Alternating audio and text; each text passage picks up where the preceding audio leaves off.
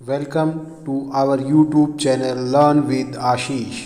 नमस्कार प्रिय विद्यार्थियों, हम लास्ट वीडियो में रिटायरमेंट और डेथ ऑफ ए पार्टनर को डिस्कस कर रहे थे। उसमें जब एक पार्टनर रिटायर होता है या उसकी डेथ हो जाती है तो किन कारणों से वो रिटायर होता है, क्या क्या एडजस्टमेंट हमें करनी पड़ती है, वो हमने सीखी। नई रेशो निकालनी, गेन रेशो निकालनी, वो हमने सीखी। नेक्स्ट जो एडजस्टमेंट हमें रिटायरमेंट के समय करनी पड़ती है वो है अकाउंटिंग ट्रीटमेंट ऑफ गुडविल। तो कैसे हम अकाउंटिंग ट्रीटमेंट गुडविल का करेंगे, revaluation of assets and liabilities करेंगे, अनडिस्ट्रीब्यूटेड प्रॉफिट लॉस उसका ट्रीटमेंट कैसे करेंगे, वो इस वीडियो में हम लर्न करेंगे। वीडियो आपको पसंद आए तो हमारी लाइक कीजिए, शेयर कीजिए। अगर आपने हमारे चैनल को अभी तक सब्सक्राइब नहीं किया है तो हमारे चैनल को सब्सक्राइब कीजिए। नेक्स्ट टॉपिक है हमारा अकाउंटिंग ट्रीटमेंट ऑफ गुडविल। तो क्या होता है वो देखते हैं।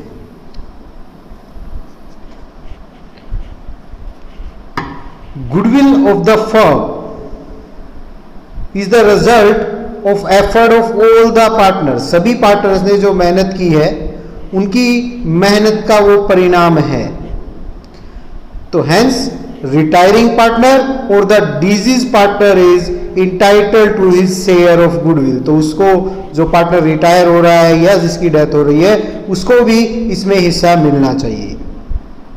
A part of future profit will be acquiring because of present value of goodwill।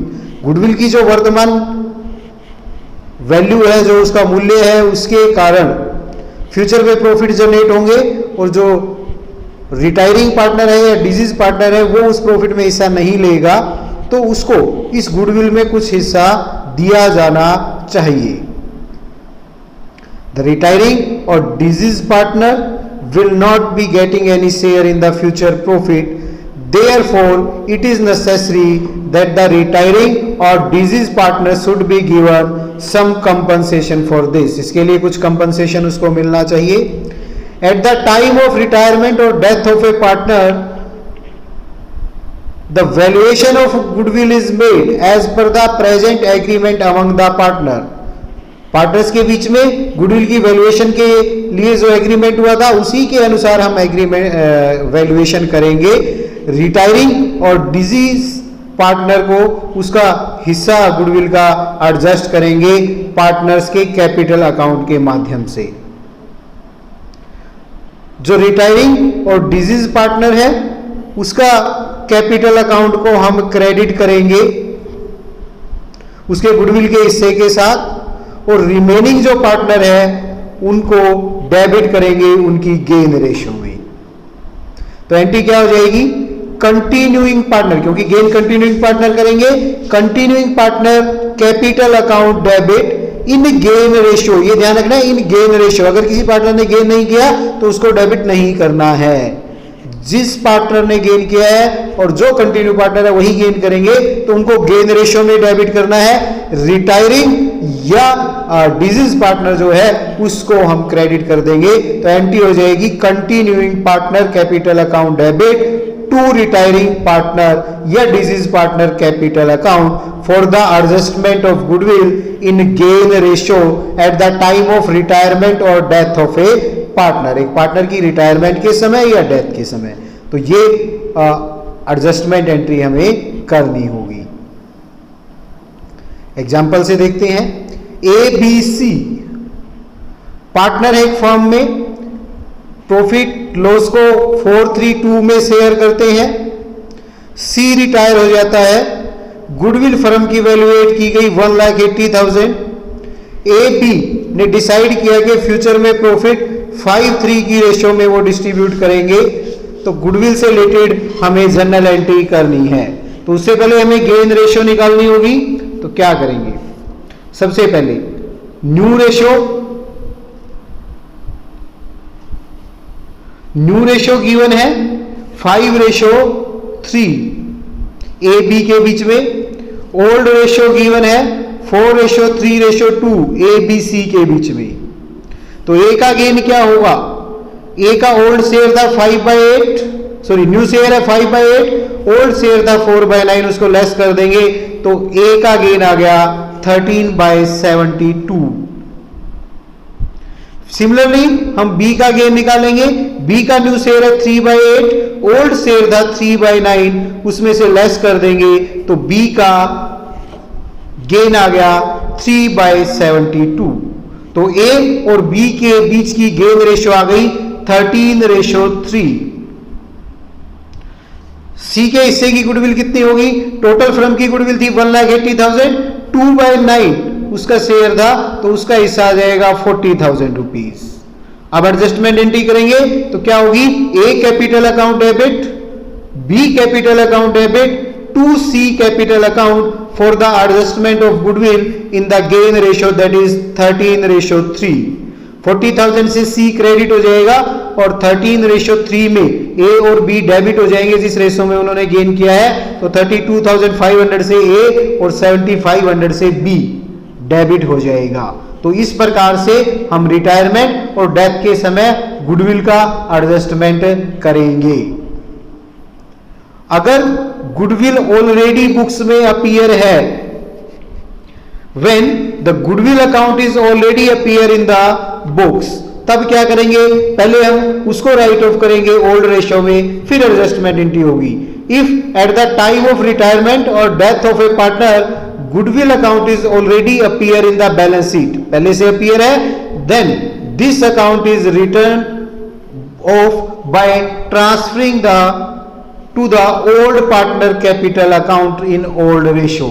उनकी ओल्ड रेशो में ओल्ड पार्टनर कैपिटल अकाउंट में उसको ट्रांसफर करेंगे तो क्या हो जाएगा? All the partners capital account debit in old ratio two goodwill account existing goodwill written off in old ratio. तो ये ध्यान रखना है, यहां पर ओल्ड रेशो यूज होगी और जो एडजस्टमेंट एंट्री होगी उसमें गेन रेशो का यूज होगा।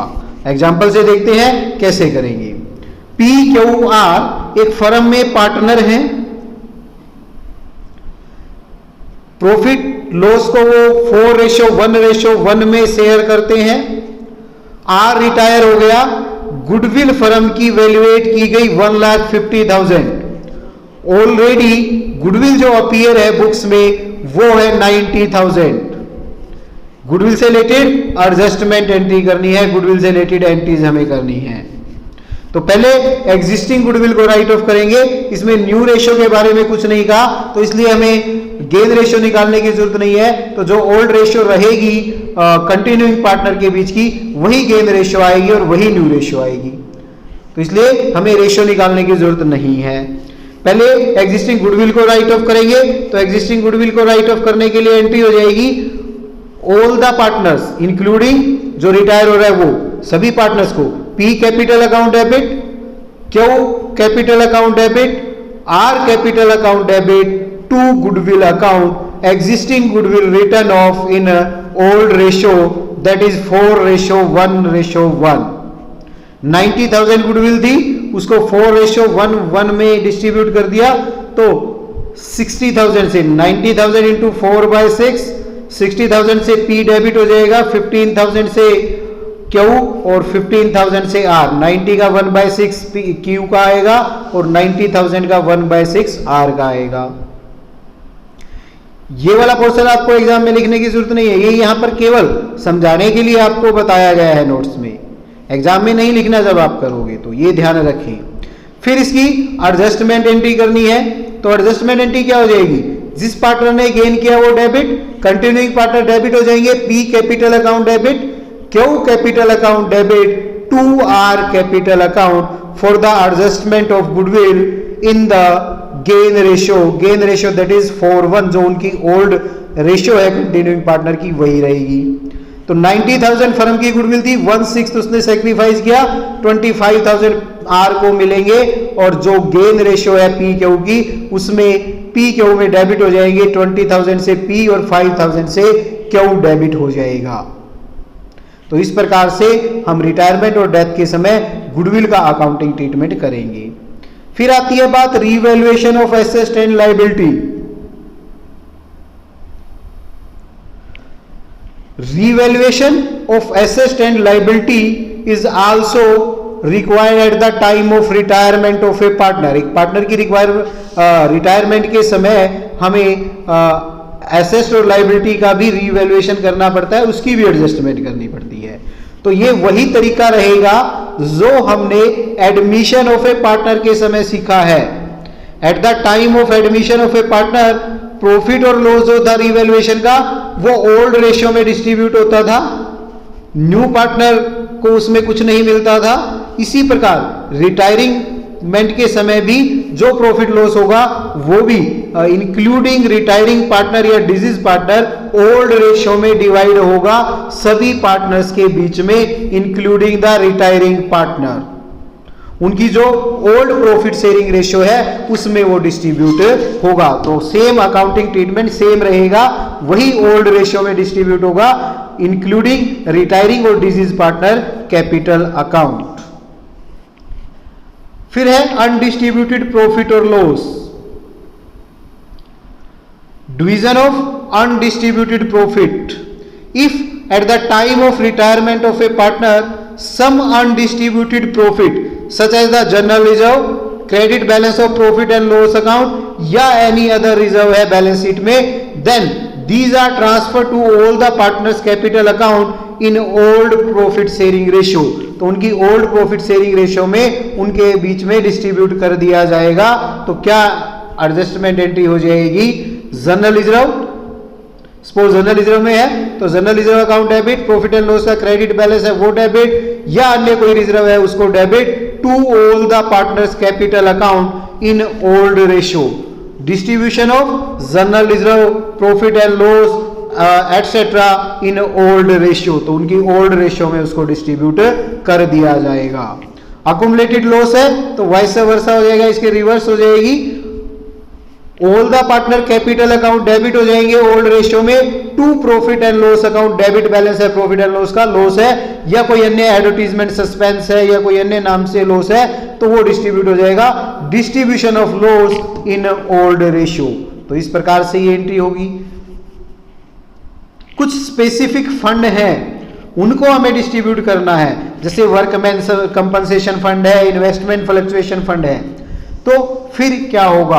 If specific fund as a workman compensation fund, investment fluctuation fund etcetera are in excess of their actual liability, उनकी जो एक्चुअल लायबिलिटी है उससे अगर वो ज्यादा है तो जितना ज्यादा है, जितना ज्यादा सरप्लस है वो सभी पार्टनर्स के ओल्ड रेशियो में उनके कैपिटल अकाउंट में ट्रांसफर कर दिया जाएगा।